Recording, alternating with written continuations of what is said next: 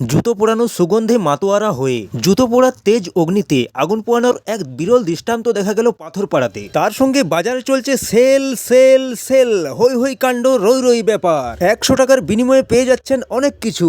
তো চলো বন্ধুরা, ভিডিওটা প্রথম থেকেই দেখি। আজকের সকালে ছিল প্রচন্ড ঠান্ডা, তাই সকালে ঘুম থেকে ওঠার পর গরম গরম চা খেয়ে আজকের দিনটা শুরু করলাম। তারপর আমাদের নতুন বাড়িতে গিয়ে দেখলাম ছোট্ট ছোট্ট কুকুর বাচ্চাগুলো জুতো নিয়ে খেলা করছে। বাজারে গিয়ে দেখছি একদল মুরগি একটা টোটো ভাড়া করে পিকনিকে যাচ্ছে। হয়তো এটা তাদের জীবনের শেষ পিকনিক। জীবনের অন্তিম মুহূর্তে এসে আরামদায়ক টোটোতে একটু বেড়ু বেড়ু করে নিচ্ছে তারা।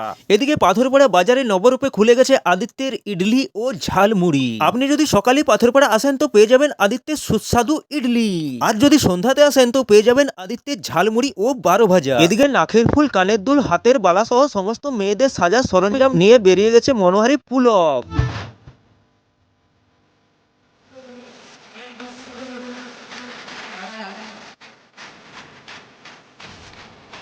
শীতকালীন কেক সহ বেকারির সমস্ত মাল নিয়ে পৌঁছে গেছে আমাদের স্বপনদা।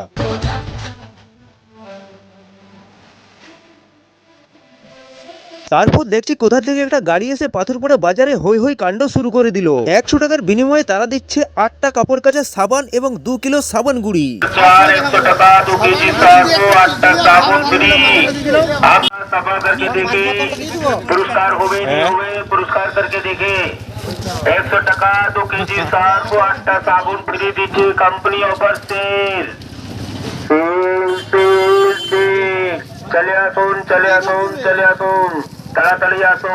100 টাকা 2 কেজি 8টা সাবুন ফ্রি দিচ্ছে। তারপর চলে গেলাম চরণবাঁধের ঠান্ডা ঠান্ডা জলে শীতের স্নানের মজা নিতে।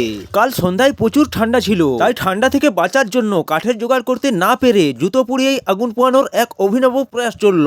এলাকার সমস্ত ছেঁড়া জুতোকে জুটিয়ে আগুনের সংস্পর্শে এনে শুরু করা হলো অগ্নিতাণ্ডব। আর সেই তাণ্ডবে সামিল থাকলাম আমরা সকলে, আর তার সাথে সাথে আজকের ভিডিওটাও শেষ করে দিলাম। তো বন্ধুরা সকলেই ভালো থেকো, আর আমার ভিডিও ভালো লাগলে আমাকে ফলো করে আমার পাশে থেকো। আজকের মতো টাটা।